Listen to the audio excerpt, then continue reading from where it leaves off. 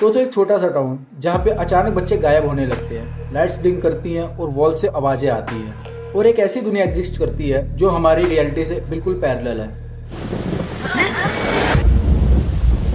Hello दोस्तों, आज हम बात करने वाले हैं नेटफ्लिक्स के one of the most popular web series stranger things के डार्क, रियल और सीक्रेट फैक्ट्स के बारे में, जो या तो आपने कभी नोटिस नहीं किए या फिर नेटफ्लिक्स ने जानबूझकर उनको हाइड कर रखे हैं।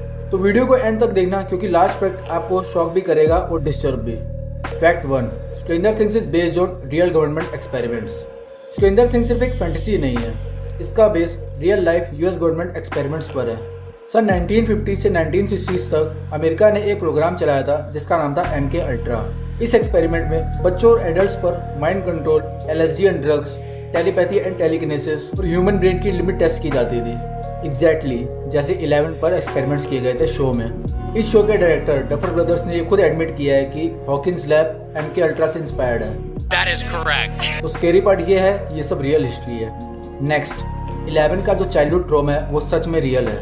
11 सिर्फ एक कैरेक्टर नहीं है, वो एक अब्यूज चाइल्ड का सिंबल है। नो पेरेंट्स, नो नेम, सिर्फ number, isolation, physical and mental torture. Psychologist के अकॉर्डिंग 11 के behaviour, low speech, sudden anger, emotional attachment issues, ये सब रियल लाइफ अब्यूज चिल्ड्रन के सिम्टम्स होते हैं। इसलिए 11 का पेन हमें भी फील होता है। Next, the upside down is inspired by a real theory.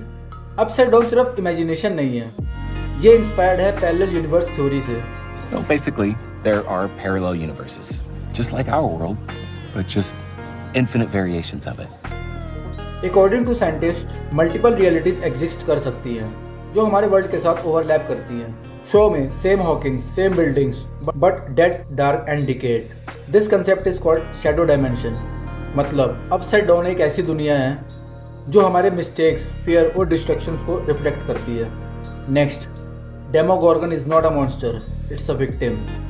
Most लोग ये सोचते हैं कि डेमोगॉर्गन एक मॉन्स्टर है, बट ट्रुथ इज डार्कर, क्योंकि डेमोगॉर्गन खुद माइंड फ्लेयर और वेक्ना के कंट्रोल में है। जैसे ह्यूमंस 11 को टॉर्चर करते रहे, वैसे ही डेमोगॉर्गन भी अपनी एग्जिस्टेंस के लिए फाइट कर रहा है। Next, वेक्ना represents human trauma. इस सीरीज का विलन वेक्ना सिर्फ मॉन्स्टर नहीं है, वेक्ना अटैक करता है depression, guilt, trauma, mental pen. वो उन्हीं लोगों को टारगेट करता है जो पास्ट से भाग रहे हैं या जो मेंटली स्ट्रांग नहीं है। You are brave, Maxine. आप यूँ समझ सकते हैं कि वेक्ना एक ह्यूमन मेंटल डार्कनेस का एक फिजिकल फॉर्म है, इसलिए उससे बचने का तरीका सिर्फ पावर नहीं, बल्कि म्यूजिक एंड इमोशनल कनेक्शन है। Deep but right. Next, music saves lives, literally. Max को बचाने वाली Kate Bush running up that hill सिर्फ एक सॉन्ग नहीं है, क्योंकि म्यूजिक थेरेपी रियल लाइफ में डिप्रेशन को कम करती है और ट्रॉमा से बाहर निकालने में हेल्प करती है, माइंड को प्रेजेंट मोमेंट में लाती है। शो ने साइंटिफिकली करेक्ट चीज दिखाई है और इसीलिए मैक्स सर्वाइव करती है। Next, Hawkins town is based on real life missing cases. सन 1980s में अमेरिका में स्मॉल टाउन से बच्चे मिस्टीरियसली मिसिंग होते थे। गवर्नमेंट एक्सपेरिमेंट्स के रूमर्स फैलते थे।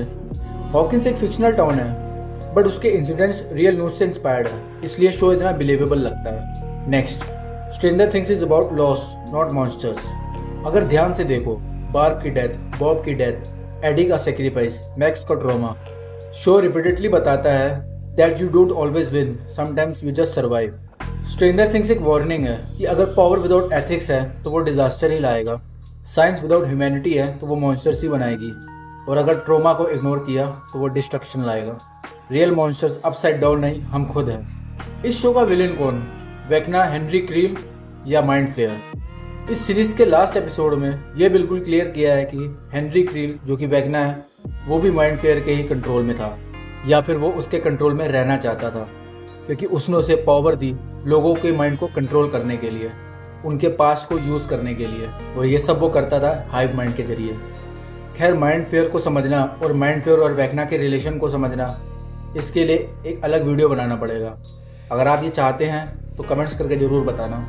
और अगर आपको ये डार्क, रियल और सीक्रेट फैक्ट्स पसंद आए तो वीडियो को लाइक, शेयर और चैनल को सब्सक्राइब जरूर करना। कमेंट्स में बताओ कौन सा फैक्ट आपको सबसे ज़्यादा शॉकिंग लगा, और अगर वेक्ना और माइंड फ्लेयर के ऊपर वीडियो चाहते हो तो वो भी ज़रूर बताना। तो मिलते हैं अगले वीडियो में। Until then, stay curious, stay safe. Bye.